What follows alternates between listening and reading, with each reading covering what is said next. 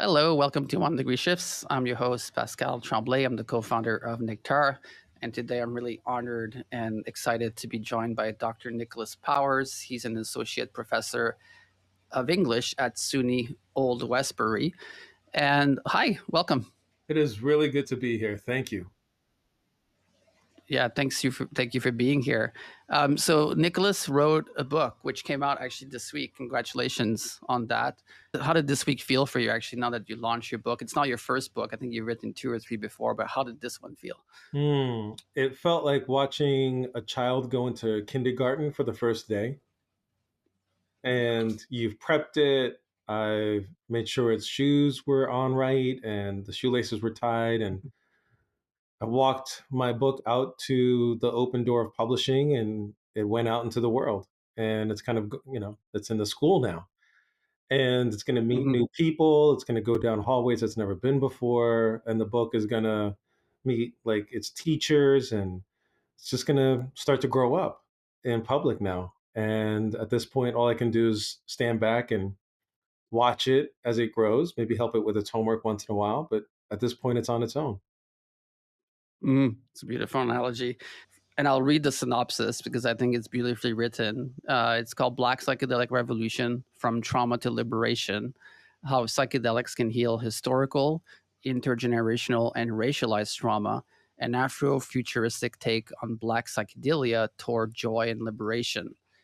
And it goes on to share the mainstream has long seen psychedelic medicine as the purview of people with privilege, money to burn, time to trip, and the social safety to experiment with drugs without risking arrest or worse. Despite psychedelics' deep roots in Black and Indigenous cultural practices, most psychedelic spaces have excluded Black people and other people of color. But psychedelics like psilocybin, MDMA, and ketamine are not just for the rarefied liberal elite. They're definitely not just for white folks. Combined with quality therapies, safe and equitable access, and full scale societal healing. And I love that you go into that societal healing. We'll talk more about that later. Psychedelics are a shortcut to liberation, dignity, and power, the promised land as envisioned by Martin Luther King Jr. And finally, in Black Psychedelic Revolution, Dr. Powers charts how psychedelics can heal historical, intergenerational, and racialized trauma. He shows that these medicines unlock a return to oneself, facilitating an embodied experience of safety, peace, and beingness otherwise disrupted by whiteness, and explores the psychedelics' ability to transform individual wellness even as they transcend it. Drugs taken with therapy can heal, but drugs taken with a social movement can heal a nation. That's really beautiful. What prompted you to write the book and why write it now? I was contacted by North Atlantic Books a few years ago. The acquisition editor asked, after seeing my interviews online and reading a few articles, asked me, would you like to write a book about race and psychedelics? And at first, my head inflated like a hot air balloon. I was thinking about money and glory and fame. I was like, oh, I'm going to be the big shit. And so at first, it was uh, a project that was being driven by vanity. And as I started opening my notebook and rough draft ideas, my son is with me all the time. And I began to just look at him and ask, well, what can this book do for him? What message can this book have that would make his life possible? And those questions for me are high risk questions because he's going to see a world racked by global warming.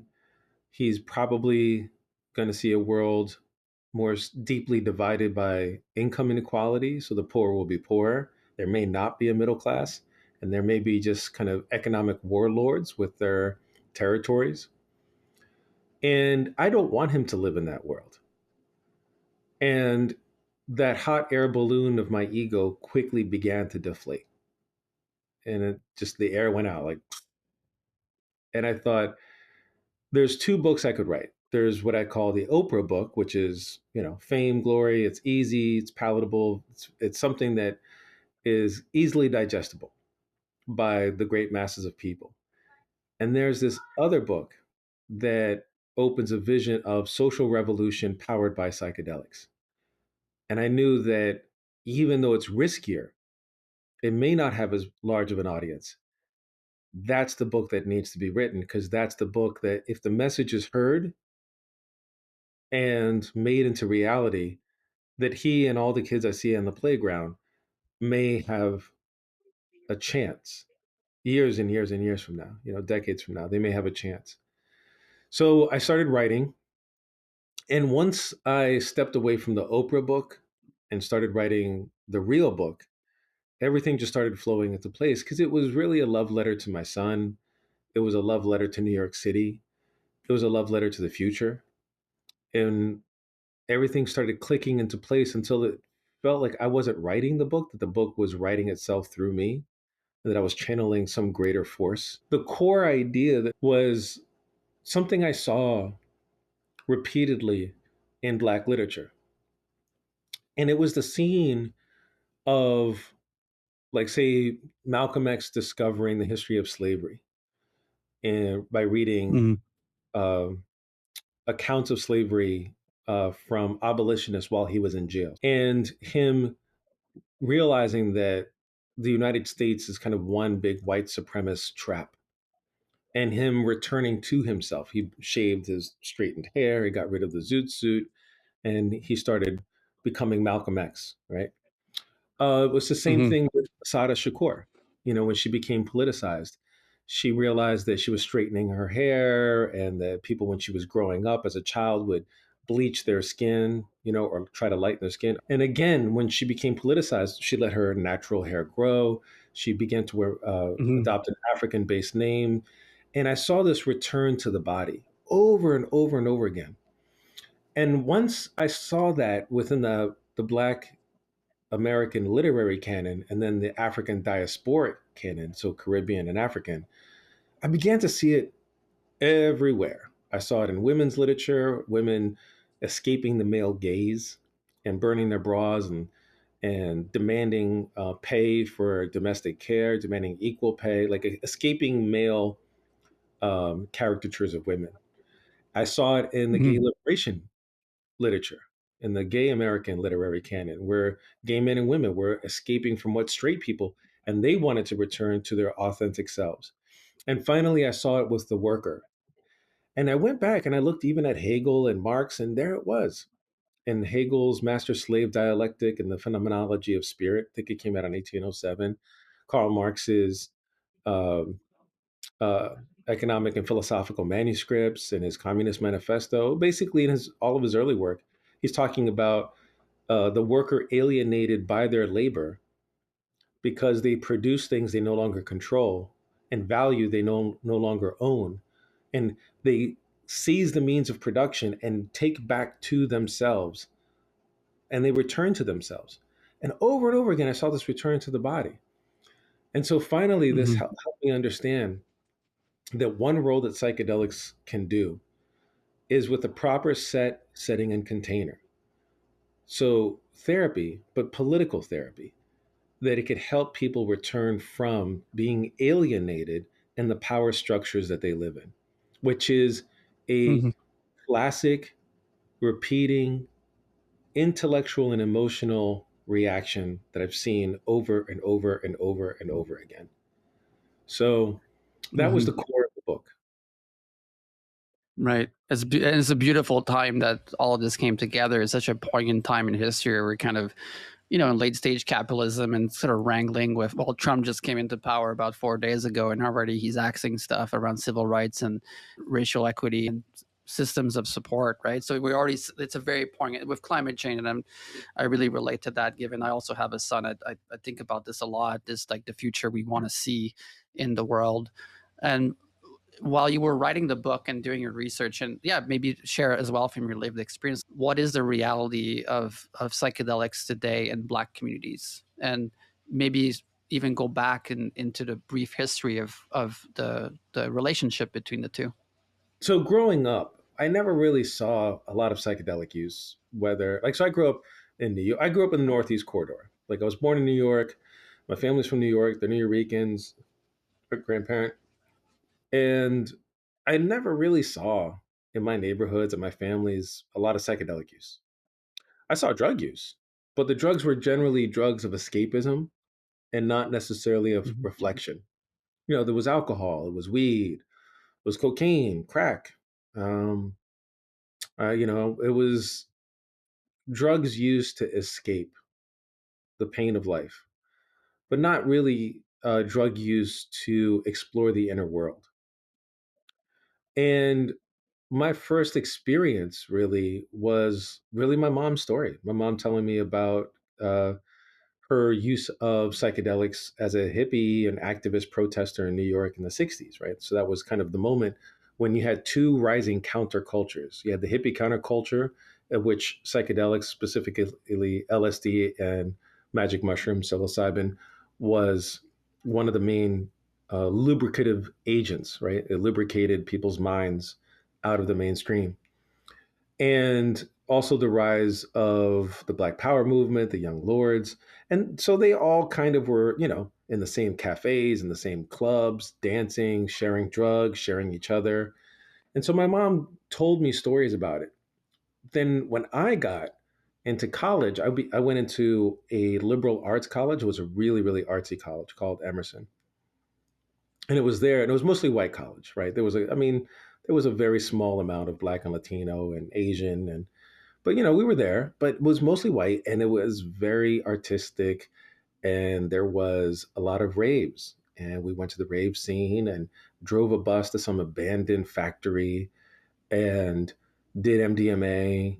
And underneath the bright multicolored lights and everyone's sweating and dancing and the room is filling up with body heat, it felt like I was in this amniotic fluid, in this kind of womb, and we're all being reborn, and we're all like hugging and kissing and cuddling, and we were breaking through the walls that we were instructed to keep up, and we were taking off the mask that we had been given, our middle class mask, our race mask, our gender mask, our you know our religious mask. Mm. All of these were just, and then we were dancing on the mask until they were just like little bits and pieces of broken tissue on the ground, and we're just stomping on them with our feet because we were just so happy to be human again, to touch each other's raw skin again, to kiss each other again, to laugh again as children. And so in that rave scene, there was this incubation of the 1960s ethos of the new Adam returning to Eden. And then we would be reborn at the end of the rave and, smelling like dried sweat and grinding our teeth, get on the bus, go back to the college. And there, I read Allen Ginsberg's Howl and William Burroughs and Amiri Baraka and Octavio Paz and all the poets. And so we were getting well versed in the counterculture. And I was learning that psychedelics actually had this countercultural frame, moral frame about rebelling against the establishment. Mhm. And that's how I kind of initially discovered psychedelics, but it was never really big in the Black and Latino communities and in my neighborhood and my friends or family. I really discovered that, oddly enough, through my mom's stories, and then at college, kind of a white dominant, kind of, I would say, artsy college, and that it was only after I kind of stopped doing psychedelics and then I went to Burning Man in 2002 that I really discovered psychedelics also as a therapeutic agent, something that could actually heal my trauma, in 2002. And after that, that was when the journey began for me to ask the questions, well, what role can psychedelics have in the lives of my family, my friends, my neighborhoods, my people? And I began to kind of have a retrospective look backwards. And I thought about, the families that were broken. I thought about, my friends who saw their fathers on crack. I thought about my mom telling me about her really good friend who she lost to crack and cocaine. I thought about um, my friends who were just filled sometimes with a lot of confusion and anger, and didn't know really where to go to, or really why they were so angry or so upset. And I just thought how many of the people I knew in my life could have been helped if we had a good journey together. And if we had taken um, psychedelics not because we needed to escape from the world, but because we were trying to rediscover the one that was inside of us. Um, but those Hmm. questions came much later, much later. Right.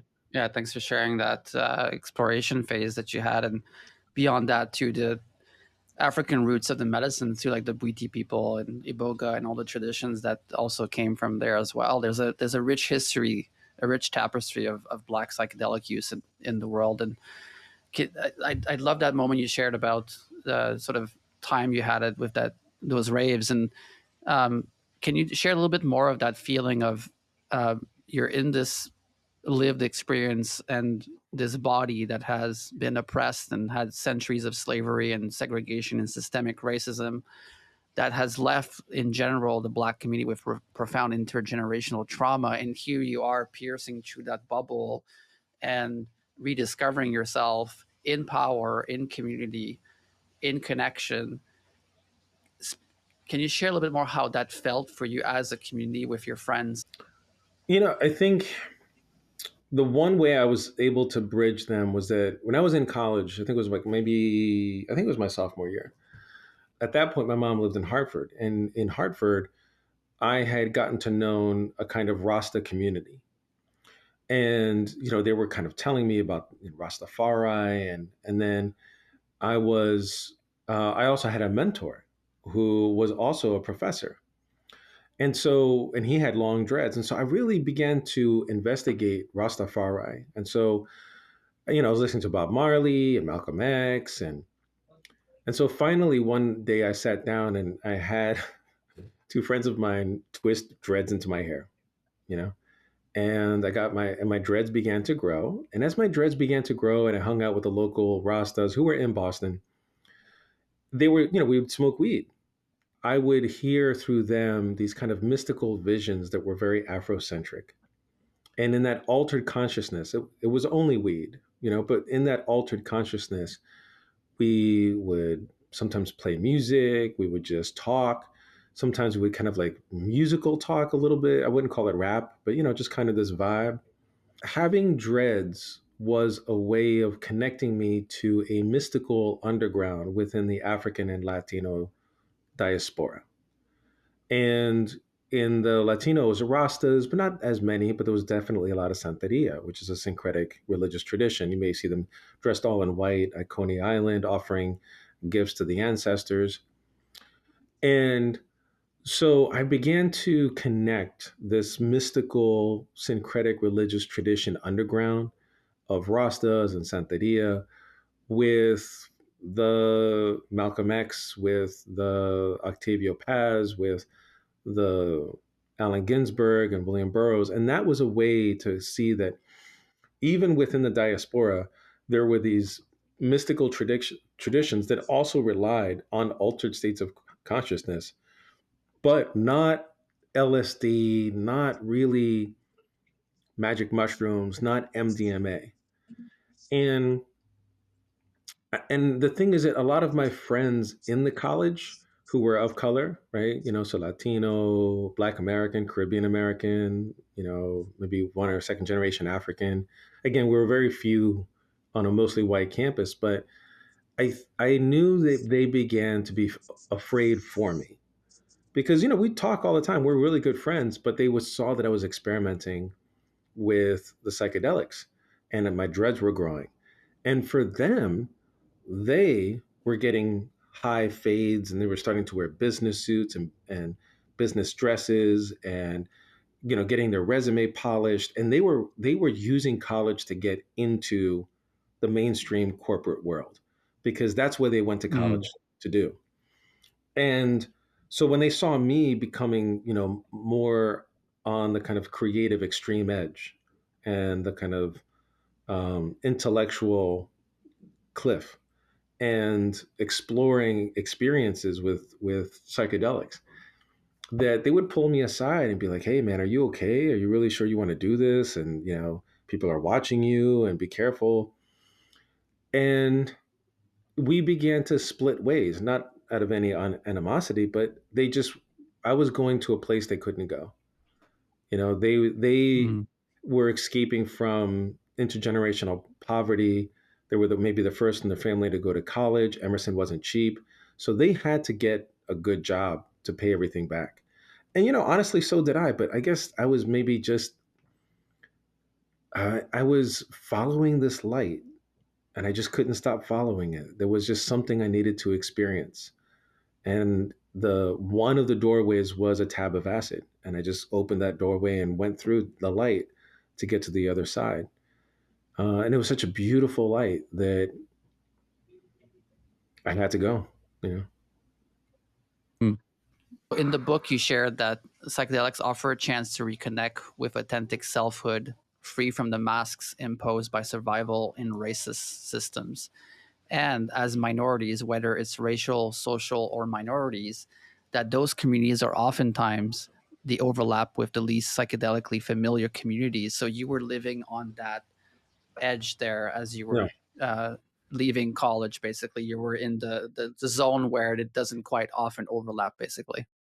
Yeah. And then after college, I kept my dreads, but then I became a reporter. And actually, eventually, psychedelics fell out of my life, and it was the pressures of you got to pay bills, you got to show up to work, and there I am with my dreads, but people loved my articles, and so I had to carry the pride I had in being countercultural and the pride I had in being a writer and a good worker into these spaces. And but eventually psychedelics really kind of fell by the wayside, and I felt that life was getting small. I couldn't really describe it, but I felt suffocated, like the circle was closing around me. Like I was going to get I was on the conveyor belt to normal town.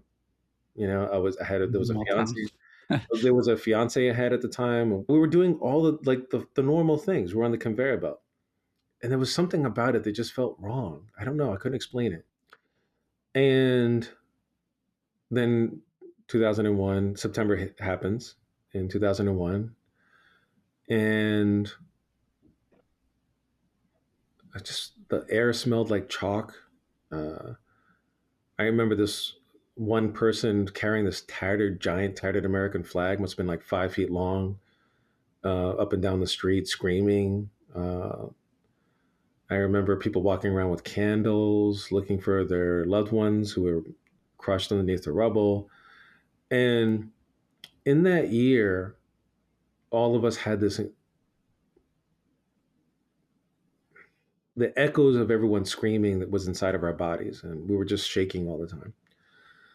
And my friends gave me an invite to Burning Man, and I was just kind of lost at that point. And I went there, and I hated it at first because I was just like, these fucking hippies, like fuck them. I was really angry at them because like I just like how can people have fun when all this is happening? And then there was a guy, and he gave me some ecstasy and acid. His name was Tony. He had a very thick New York accent, and we kind of looked at each other, and we didn't really have to say too much. And he's like, "I know what you're going through." So he gave me ecstasy and acid. He didn't lie to me. He just said, "Look, it's not a cure, but it's going to open up a door," and it did. And I took it, and that was the first time when it felt like my body was erased, and I was just a cloud hovering above the desert. I didn't even feel like a body anymore, and the stars were falling down like snow, and I was crying and laughing, and I kind of vomited up 9/11 in a sense, not literally, not in a gooey way, but just coughing and screaming and crying. And when I came back to the Burning Man, I felt a catharsis, purged, clean. And when I came back, flew back on a flight to New York, and I got off of JFK, I remember standing at the waiting for the train. I had my poncho. I was still covered with dust, and I felt my Mhm. body open. My chest could breathe. My muscles were loose, and all of that anger and tension from 9/11 had gone out of my body. So that was the first time I had therapy with psychedelics.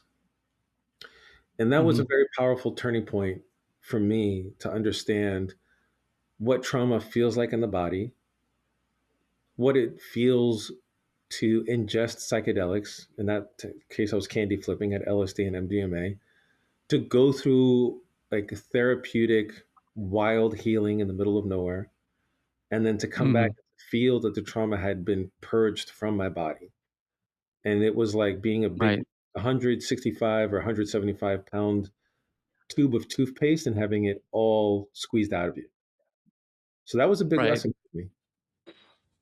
Yeah. Thanks. And I candy flipped at Burning Man as well and had a dark night of the soul to an emergence of like inspiring God encounter as well.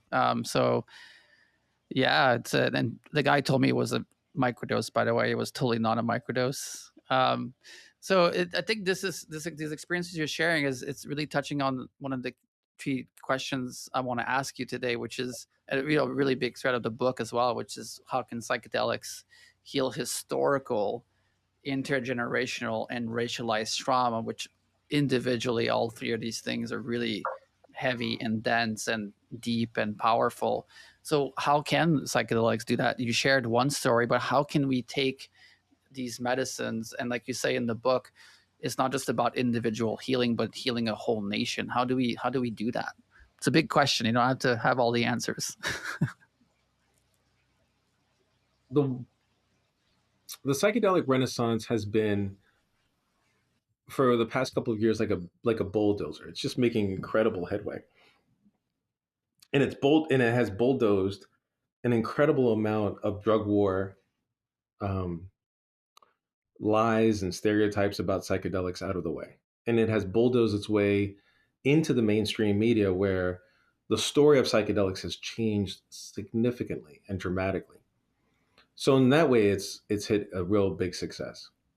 And then recently, that it kind of hit a snag because the FDA has not approved MAPS application to make MDMA legal for psychedelic therapy. And I bring that up because the medical model, I think, for communities of color, Black and Latino specifically in urban areas, I think it's going to be the first on ramp, and I think we don't have to wait for the FDA. We already have weed is legal, ketamine is legal. There's lots of, not say lots, but there are some Black run ketamine therapy clinics and also just some very good ketamine therapy clinics. They're not Black run, but they're incredible. And so we already have on ramps, and those on ramps use the medical model, which is combining therapy with treatment that I myself have experienced. And, in fact, so for me, what to answer your question directly now is following the medical model and saying that there are some practical applications for communities of color. And basically, where is the pain? Where's the pain? That's your aim. Aim at the pain. And aiming at the pain means that for a lot of families, the parents weren't able to be there because of mass incarceration or because of poverty or because of drug use. And some kids were raised by their grandparents. And so they were seeing their parents, grandparents, in a sense, getting old and sometimes dying, a little bit early. And terminal diseases like cancer are high, hypertension, heart attacks, heart disease. All of these things um, are higher in communities of color. Well, one of the places of incredible success is hospice care and dealing with terminal illnesses. Psychedelics have shown to be really helpful because they allow for people to experience a temporary psychological death. And then eventually the trip subsides, the chemicals subside, and then the person's ego comes back. But they've experienced this mini death, and it, in a sense, helps them practice for the big death.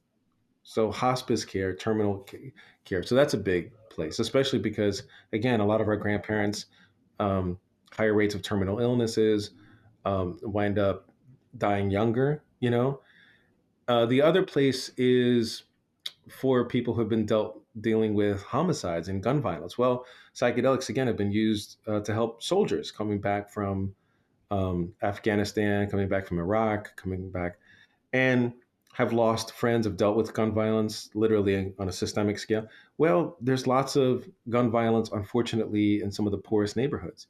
And there are teens, and this is probably controversial, but there are teens, and even younger than teens, like middle school kids, who've been deeply, deeply shocked and wounded by gun violence. What would Mm. happen if we wind up treating gun violence with psychedelic therapy, like literally ketamine, and saying combining this with therapy could help these kids heal from the loss of their friends? Um, Third is, what about combining psychedelics with violence interruption? There's violence interruption groups that basically go and try to stop beefs and brawls from escalating into gun violence. Well, again, what if you took some of the members of these different crews and said, you know, look, it's either juvie or jail, or like let's do some psychedelic therapy. And I think the great thing about Mm. psychedelic therapy is that it's so powerful that it actually erases, however briefly, the machismo, right? And the kind of Mhm. the armor that you wear sometimes as a man of color. I wore that armor for way too long, you know, and Mm. that, because if you're in regular therapy, you can bullshit the therapist, right? Or just put up a wall. But under psychedelics, that overpowers that, you know? So what if you had violence interrupters who use psychedelics as an aid, right? So there's that Mhm. possibility. And then finally, like all communities, there's abuse, child abuse, sexual abuse, verbal abuse that people that have a snowball effect. So it starts off as a child, and then if that has a snowball effect, if that negative self-image, if those insults, if that abuse, if that molestation, if that's not treated early, then it has a snowball effect and it winds up growing into self-destructive behavior as adults. And that self-destructive behavior can cause families to split apart, people to get divorced. It can cause addictions, lots of alcohol use. It can cause self-destructive behavior at your jobs, self-sabotage. It can cause promiscuity. Again, I'm not trying to be sex negative, but again, just an unhealthy promiscuity, no boundaries. There is just so many different ways that all the forms of abuse show up, you know. So again, psychedelic therapy has Mhm. shown to be very, very effective in this. Um, so for me, there's already some very clear needs that you can say we have proof that psychedelic therapy has effectiveness with this particular kind of symptom, this problem, this neurosis, um, and that if we set up then centers, so this is where we go to the more kind of programmatic part of this answer, which is it should be supported by Medicaid and Medicare. This should be supported through government programs and to make it accessible to the very people who are traumatized the most. And this is where the third level, which is where I think the medical model transitions into a revolutionary model. Because if you really take the medical model seriously, a lot of pain is not just the happenstance of life. Not all, but there's a great amount of pain that we deal with that's inherited from the past and was created by even more forms of violent oppression in the past that deformed family systems and family dynamics, passed that on to kids in the form of trauma, and the kids created ego defenses, which sometimes created more trauma for the next generation. Mhm. And so we have inherited trauma, and that then there is the current levels of oppression, mass incarceration, wars, poverty, and that's current. And so now people can say, well, wait, if we really wanted to stop trauma, we can't just stop at personal individual therapy. We have to think about how is the system itself that we're living with also creating trauma. And like even in the United States, there's like 340 some million people in the United States, 344, I think, million people. There's 140 million people who are like a paycheck away from poverty. They're like the working poor. 140 million people. That's almost half the country. Mm. There's um, 14 million kids who go hungry. There's 44,000 um, people who die every year from no health care. There's almost 800,000 homeless people in the United States. And this is the richest country in the world. And people are sleeping in their cars, skipping medicine so they can get food. Like, that's systemic trauma. So people Mhm. then to go from the medical model, which is Medicaid, Medicare, unions, to go to the next level, which is holding ceremonies either at the African meeting ground, other places of historical import, and for people then to have set, setting, and container ceremonies that allow them to question not just their lives, but the society. And that, to me, is when the medical model reaches its logical conclusion and it becomes a revolutionary model. Mhm. Do you see the level of access, sort of policy and funding, sort of being at the forefront of starting to change the story? And also, you mentioned it, which I want to touch on, the cultural oppression, and specifically to the psychedelic space. Like it's been a very white dominated culture since the 60s and 70s. So, how do you see this evolving in terms of including more folks, adding more voices, truly having a community that reflects the teachings of the medicines, and to support Black communities better, and to support Black voices more, and to create a system and a vehicle for healing that is authentic and also really compassionate, and more inclusive? I think the main need, at least for my vision for Black psychedelic revolution, is that there has to be more psychedelic therapists trained. Again, it's not the majority by any means, but there's a sizable amount of Black and Latino, Indigenous and Asian, um, actually a little bit younger folks who are coming out of the psychedelic closet, have can bear witness to the healing that psychedelics have done to their lives. Also, just the opening of their imagination, being able to see other worlds are possible, and that almost like pollen being blown from a flower, that if they were kind of blown across, like, and just kind of cast across the country, like where people come from, and are able to start offering underground cell network organized psychedelic therapy. In other words, not waiting for LSD, MDMA, and mushrooms to be legalized, like ketamine's legal and weed's legal. I'm sure all that will happen in due time. But to start creating underground networks that are very well organized, but well trained people who are already trying to do the healing now. And I think the one of the things that the already existing underground network can do is to try to train more people. Now, there are trainings that happen at legal institutions. Like, I literally see them on the email a lot. And that's also a path to pursue. Um, but my only concern is that ultimately, what I hear from people who are space holders and therapists, psychedelic therapists, is that much of what you learn happens on the job.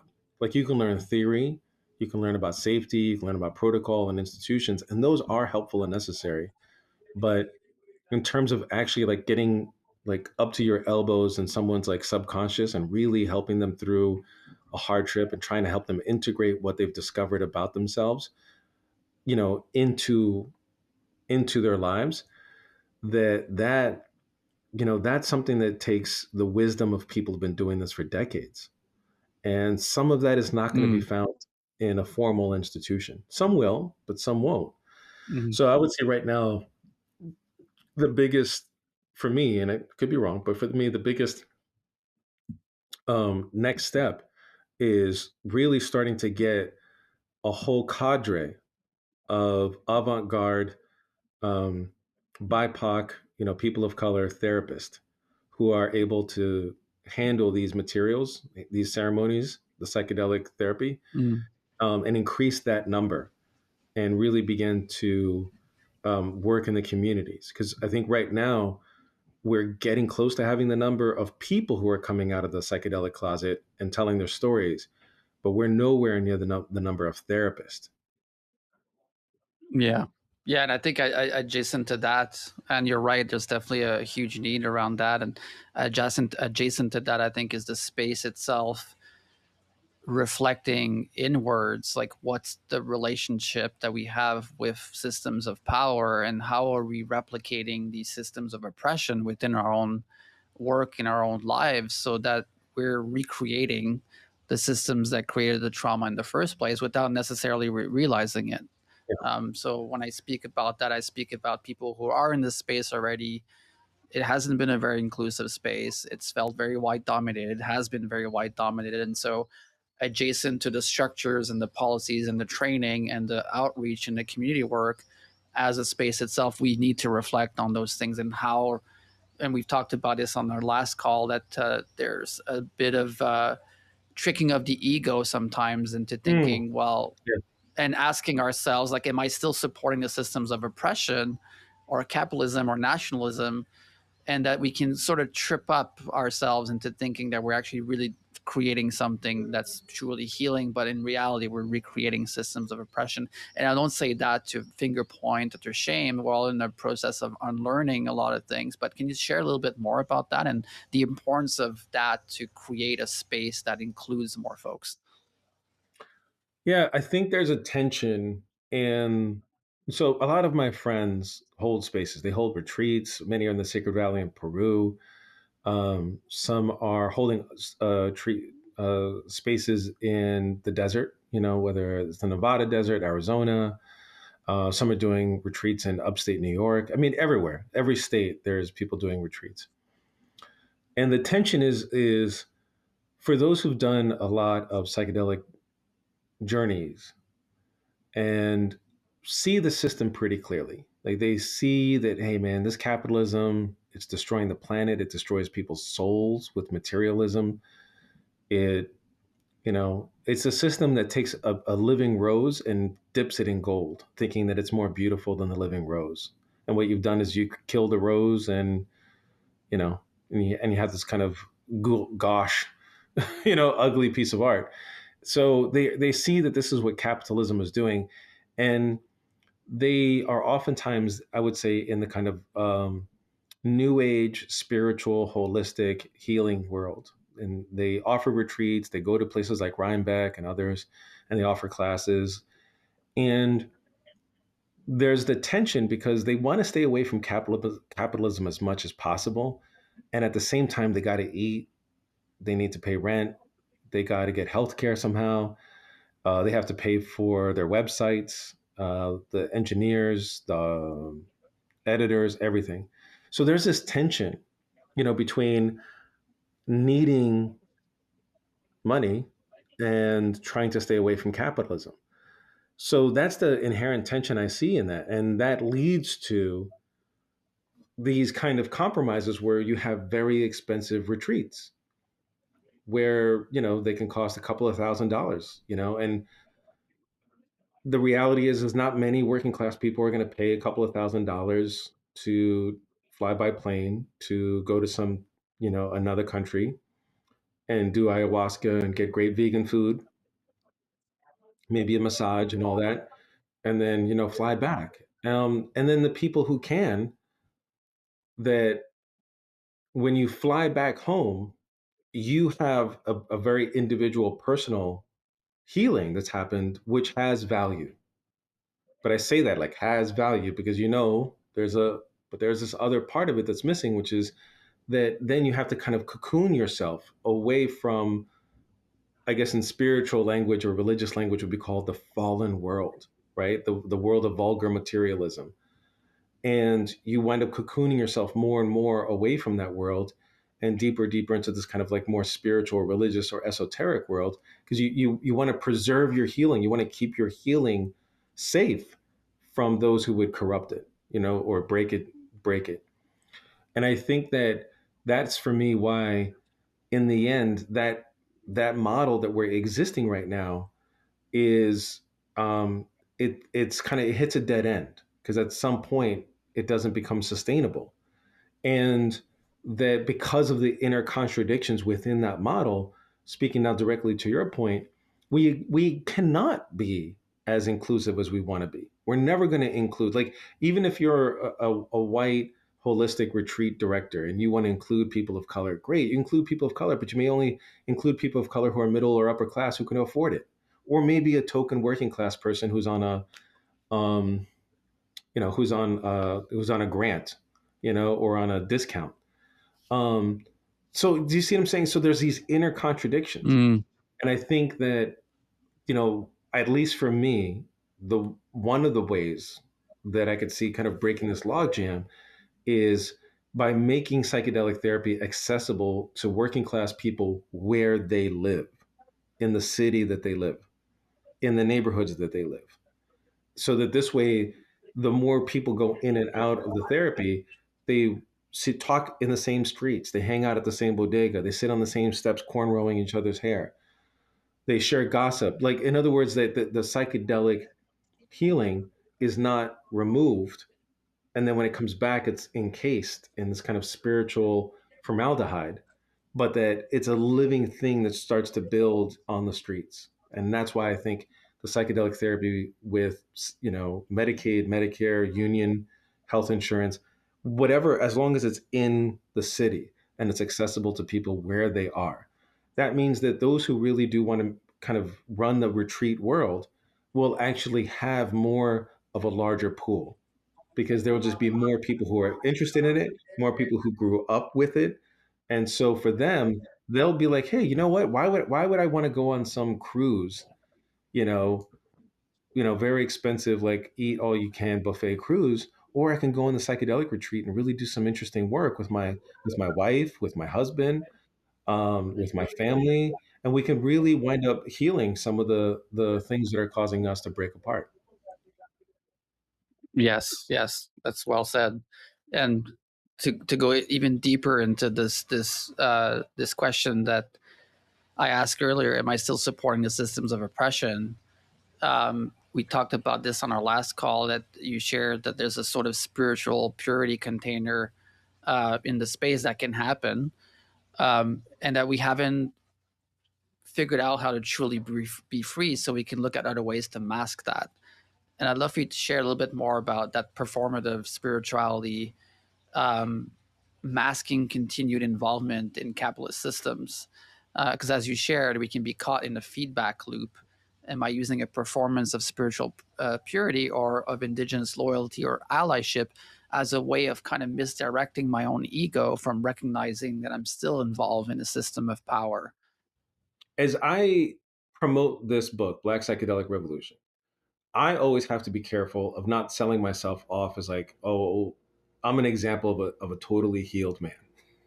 You know what I mean? Like, I wish. I am so full of shit. I've got my hypocrisies and my, still working through traumas and all that stuff. Lost people because of it, you know. Um, but what I can say is, as imperfect as I am, because I think imperfection, it's not like the cold or the flu that you can get like medicine or your immune system can cure it, right?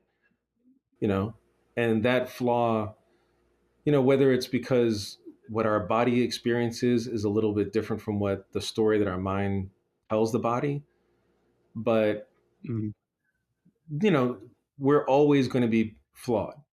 So I'd never want ever promote like the idea that you do psychedelics and you're going to be spiritually pure and healed. And I think that's why I yes, stay absolutely. I stay away from a certain kind of performance. I don't use what I would say is kind of like new age word salad, um, because I don't. It doesn't fit for me, and it doesn't fit the reality that I've lived. When I do hear it, I see that within the kind of new age holistic health circles, I see people dressed in white and etc. That when I hear the words like transformation and healing and um, pure energy and chakra alignment and ancestors, like, I mean, I respect that this is the language that people are using as a kind of a compass to help guide them towards a kind of post-capitalist, post-colonial world system. I do get the sense that it's because there's this contradiction that we want to escape from this capitalist, you know, very cruel, extractive kind of product of colonialism world. And at the same time, many of us have to still live in it, get paychecks. And what happens is that that contradiction is then, in a sense, suppressed by a kind of performance that I am fully healed and that I can now heal you, or I can help you on your healing. But I have to, in some ways, prove that I am in this kind of spiritual zone. And this kind of performance of what I would call a fully achieved spiritual state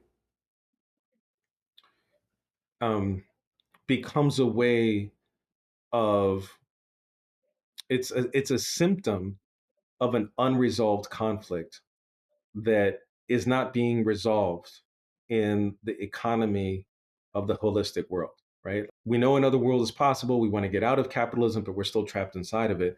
And so the way to kind of paper it over is to say, well, I'm healed personally, because we can't point to a big social movement that has finally dismantled this exploitive world, capitalist world, and recreated a more democratic socialist world, a more equitable world. We haven't done that. So we can't say that. But where I'm healed as I can perform a certain spiritual authenticity. So for me, um, when I hear that, when I see that, um, on one hand, I have great compassion because I think that those who I know who are in that world are really trying to struggle against slipping back into capitalism. And at the same time, they have to kind of sell spiritual authenticity to customers who are then going to buy their courses. And for me, I mean, of course, I want people to buy the book, but because that's not how I pay my rent, I don't have to perform spiritual authenticity, you know? Um, Mm, do you know what I mean? I don't have to do that particular presentation because I'm not selling myself as a spiritually realized person to customers who are going to buy my course or who are going to subscribe to me or who are going to give me donations. So that's the difference, and that's why I have compassion for people who are on that path, because I think it is a very, very mm, hard path. Because then what happens is everyone is selling their spiritual health, their that I am spiritually realized. What happens is a bottleneck because everyone's kind of selling the same thing, and they're trying to sell the same thing to a certain amount of customers, and sometimes it wind up swapping, customers, and people are fighting over a limited pie. One of the things that would really break this open is getting working class people, because most of the world is working class. And if psychedelic therapy is presented to the working masses in a language that they can recognize and in a physical way that they can actually access, that's affordable or free, you just grow the pool. Like all of a sudden you just grow that pool, right? And mm. people may not have to sell themselves, their spirituality, to customers, because, like, in other words, like, pressure is decreased, and maybe people can Right. relax a little bit on that performance. Right. And you alluded to it in our previous call, which is people want the $500 Gucci bag, but they won't pay the $500, so they'll get a cheap knockoff Yeah, and still wear it and say, "Yeah, I've got the Gucci bag." Right. And yeah, I think yeah, just a lot of compassion as well for all the roads that we're in. And I love that you were kind of really honest. It's like, yeah, I'm still, traumatized, and I'm still, doing shitty things, and I do as well. And I do shitty yeah, things sometimes, and I'm not fully healed. And I'm constantly exploring what these topics mean to myself and constantly reflecting. I think the invitation is to constantly reflect in areas that in our being and our actions where racism is still present, where colonialism is still present, where capitalism is still present, and being real with it. and Yeah. being honest and being compassionate towards that, and also get community support, and surround yourself with people with different perspectives, different lived experiences. Like you said, the working class has often been left behind, and there's more BIPOC people in the world than white people. So who's not in the room and who's not being a part of this that we can all learn from and reflect in compassion and support one another. I think that this idea of community is so important in moving the space forward to be more inclusive. I think what I've found is that, and just to kind of make it blunt, is that the white people who are in the new age holistic world are in some ways the least white people I've ever seen. You know what I mean? It's like they are oftentimes deeply studying traditions that are outside of their European heritage. Some of them do study traditions in the European heritage, but many of them are studying like, ancient, Hindu practices. They're deeply researching, the economies of Native Americans and peyote to try to be very careful and to spread the word. Like, hey, let's kind of chill out on the peyote because it's destroying the land. Like white people, not again, not all. Like, want to paint with a big brush, but the white people who I see in the new age holistic circles tend to be very passionate about, I would say, being global citizens and citizens of the kind of shimmering city on a hill that psychedelics show us, you know? And I think one of the consequences of having psychedelic experiences that you've integrated into you is that psychedelics generally dissolve your ego, and then they can expose to you your own false self images. And I think if you live in a racialized society where the power hierarchy is color coded, that wherever you are, whether you're black, Latino, Asian, indigenous, whether you're white, whether you're mixed race, that you are probably going to confront your own racial false images of yourself and others. Like I know I have, and I don't think I'm that particularly like unique or special. So if I'm just kind of like everyone else, I've gone through that journey, and there were lots of false images that I had to let go of myself, of others, of my own history. I can imagine that the white practitioners of this probably also have confronted to some degree their own whiteness and their people's heritage and legacy next to other heritages and other legacies, and probably have a larger perspective.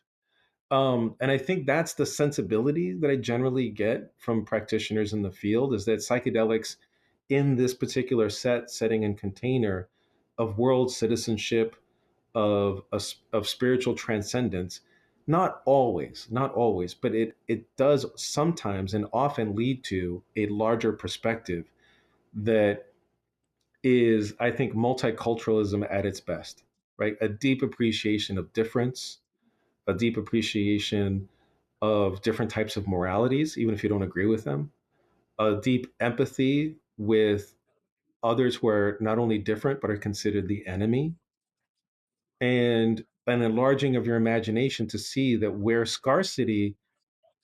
you've been told scarcity is actually abundance, and that scarcity is the Mhm. illusion, and that actually the world has enough food, it has enough space, it has enough for everyone. And that's generally both the realization that the 1968 counterculture Haight Ashbury hippies had, and I think that for psychedelic practitioners today, again, not all, but many do come to that place, that city on a hill. They see it, they've experienced it, and so that's why I think that when I go into the holistic New Age world, um, there's a kind of global South syncretic aesthetic. You see people with bindis, you see people with white things, you see people with indigenous earrings from different tribal backgrounds. You see people with African mud cloth. You see people bringing in different kind of Egyptian Kemetic languages and stuff. Like in other words, and it's all kind of mixing. And what I find healthy about that is that in the mixing, that maybe people will take bits and pieces and apply it to today in a way that's more relevant to what's happening now. Because I don't think that fundamentalism or fetishizing cultural the past is very helpful. I've always been like, you Hmm. can take symbols and practices and ceremonies from the past, but how do you reconfigure them to answer the needs of the present? Because we're living now. So for Hmm. me, I think there's a healthy part of this kind of mixing and borrowing and interchanging. And then hopefully in all of that, people will be like, okay, well, what are the pieces and how do they come together in a way that lets all of us live easier now? Um, so I'm like, yeah, just do it all. Yeah, thanks for sharing that. It's a beautiful tapestry we're weaving. And you're right, there is a lot of multiculturalism in the space, and there's a lot of people that are much more globally oriented than in the past. And the last question that, and it's a great bridge that you shared this, is the last question is how do we make the space work well for true societal and inclusive healing? So in the book, you talk a lot about the revolutionary potential of psychedelics in catalyzing mass social and political change. And I think it's such a poignant time to talk about that, because what you just shared to me speaks a lot about the pressure, right? The sort of urgency of like the time and space we're in, and the beautiful solutions that are emerging and need to emerge to counteract the systems that we've been working off of for centuries. And so there's something really beautiful, like the pressure in the concrete is pushing out the most beautiful flower, and it's churning, it's pressuring, it's allowing us to grow, and it's difficult sometimes. We're all learning how to do that, but there's something very energetic that wants to emerge out of this. And you touched on this already in terms of the practicalities of creating spaces, in terms of creating the right training programs, in terms of speaking to the communities and healing where they're located. You spoke about the importance of connection and community. You talked about the levels of access, and you also talked about creating different structures. So how do we move from this vision that you have and truly create social change on a global scale? What's your dream like vision for that?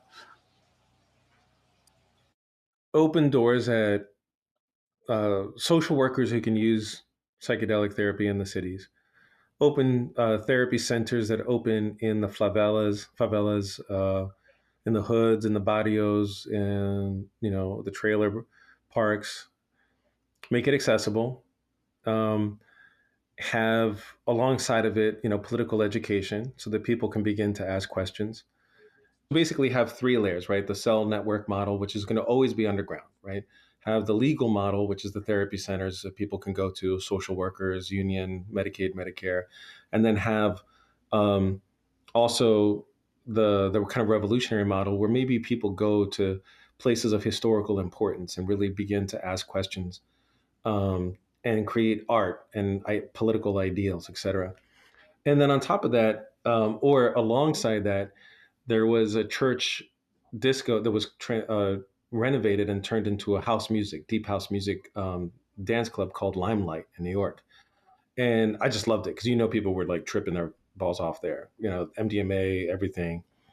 And what I love about that idea is, imagine having, you know, all like converting churches into dance clubs, right? And but almost making it like a California sober, right? No alcohol allowed, but you can do some mild psychedelic, and that there's a kind of a ceremony before the dancing, and there's consent workshops and behavior, breath, even if it's just a half hour, just consent workshops, breath work, and then eventually, come on, let's just get into some good hot dancing, and California sober, like no alcohol, but you can, and then have these churches around. So like you have the underground network, you have the legal therapy, but then you also have the cultural part, right? And maybe these places can have legal use for psychedelics in them. Um, Hmm. and then eventually there's a huge hunger in the world for unity, for being able to see other people as part of the same family. We all want an end to poverty. Maybe not all, but like most of us want an end to poverty. Most of us want to feel safe walking in our cities. Most of us want the wars to stop. And we want to be able to see each other as human beings first, and then the other category second. And psychedelic revolutionary therapy has an answer for that. It answers that hunger because Hmm. at the core of the theology, when you say, like, I'm returning to my body, but I'm returning to my body with you, and then with you, and you too, and everyone else, and you over there. And we're all returning to our bodies together. We look at the holy texts that we've all have inherited, whether it's the Torah, the Bhagavad Gita, the Quran. We look at these and we think it's almost as if these are old skins that now we can let go of, because the actual holy word is our body. The only holy scripture is our sweat, because this body is is the holy word of the DNA. Like, this is something that life has created over like millions of years. And for our species, we've been around for about what, 200,000 years. And so this body is the form that life is taking for a brief moment in time in the universe. There's only a brief moment of time that human beings will exist. And this is it. And so all the emotions that a human being can feel, imagine returning to the body with each other and saying, we're all human. And let's start with that first. And from there, build cities. From there, create jobs. From there, offer free healthcare. From there, teach the kids to see human first. From there, respect and give respect and space to those who are weaker.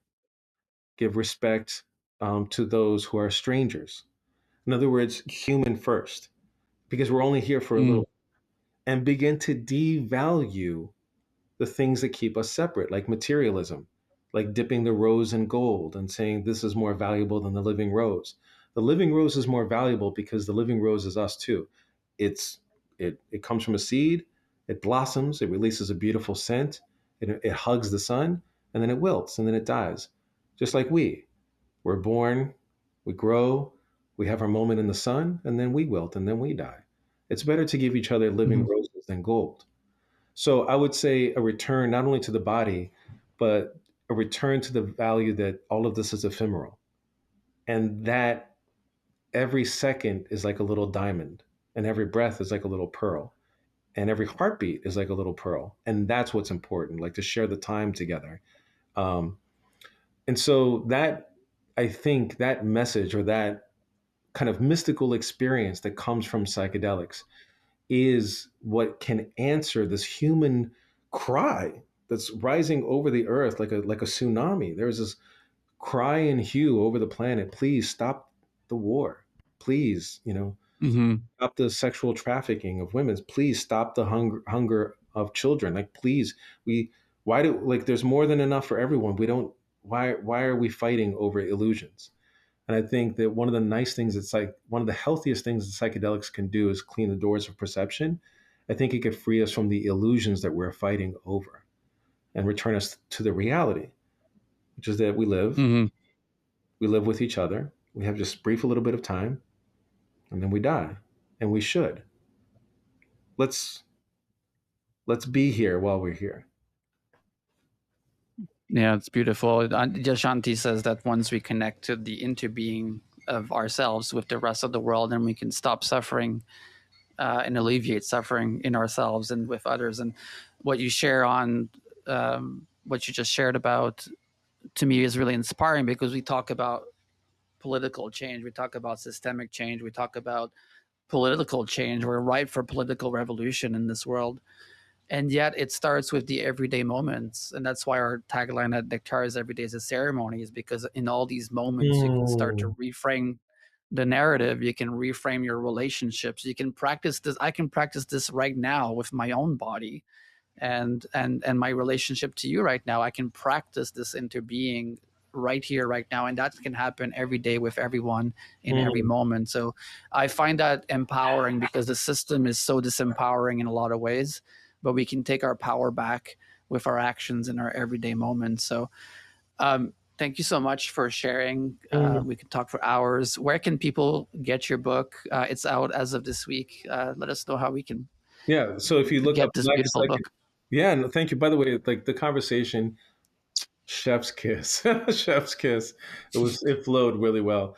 Um, People can look for the book. They can get the book at black psychedelic, black psychedelic .com, Black Psychedelic Revolution. Sorry, psychedelic revolution.com. It's right there. And it also has the basic principles. There's going to be on the site. I'm gonna in a couple of days. Just all this just started, folks. I'm gonna put in a free 3-part or a 4-part course so that people can hear both the political history of psychedelics and then what the vision of Black Psychedelic Revolution exactly is, and why we're calling for Medicaid and Medicare and union health insurance and et cetera, and the different ways that communities of color can plug into psychedelics in a way that is a practical, efficient answer to some of the pain that has been wrecking our lives, wrecking our lives. So that's going to be on the site soon. But yeah, feel free if you like audiobooks and you go on blackpsychedelicrevolution.com, you have access to an audiobook. You also have access to the book itself. It'll come to you pretty quick. And then the last thing I'll say is that we are, uh, we are building a team, both of sound engineers, cameras, but we're also building places to get space and training for therapists. And we would like to, by this spring or by this summer, get therapists out and get the people out onto the parks and hold um, psychedelic narrative healing with weed. In other words, they can smoke and drink or eat edibles and do some yoga and work on their autobiography. And I teach literature, and I've done this. And I want to help them do this, and also Mhm. direct people who are interested to Black run or Latino ketamine clinics where they can start to do ketamine therapy. So we'll be asking for help, which is either if you can actually donate skills, or if you want to donate money, or if you want to donate a connection to someone, that would be great because we want to scale it up and build it out. Beautiful. And I have a copy of the book. It's a really good book. It's very powerful. And also, when are you going to be on Oprah? Well, I don't know, I don't see man. why not. I don't know if I'd even. I don't know, man. I don't know. Oh man, you caught me on that one. I have no idea. I'm I, interested, man. I want the message to get out there, but I don't want to dilute it. I would get this book in the hands of people of color in the halls of power everywhere, politicians, people in positions that they can do systemic change in a very powerful way. It is a powerful book. So thank you so much, Nicholas. I really appreciate your Mm. work and your wisdom, and hope to see you in person in Bali one day if you come visit. But yeah, thanks for being on the podcast. Thank you, brother. You have a good night. Blessings to your family. Likewise to you as well. Take care. Take care. Okay, thank you